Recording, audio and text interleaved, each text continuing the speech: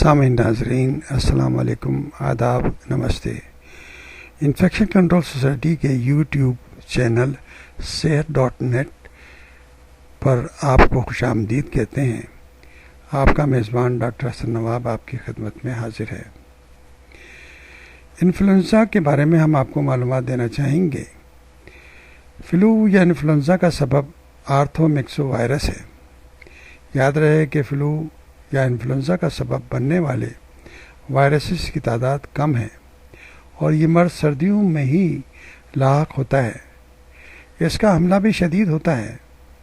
جسم میں درد، خصوصاً سر درد، حرارت، تھکاوٹ، کمزوری، ناک بہنے اور گلے کی سوزش جیسی علامات ظاہر ہو جاتی ہیں۔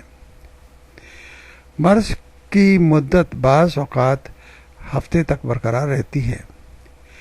اس لیے ضروری ہے کہ یہ اس وائرس سے بچا جائے، اور اگر گھر کے کسی فرد کو انفیکشن ہو جائے تو دوسرے افراد خیال رکھیں اور اس سے بچنے کی کوشش کریں، نہیں تو پورا گھر اس مرض کی لپیٹ میں آ جاتا ہے، اور اسکول جانے والے بچے یا کام کرنے والے افراد اگر متاثر ہو جائیں تو ان کی بچوں کی تعلیم اور کام کرنے والوں کے جاب کا مسائل پیدا ہو جاتے ہیں۔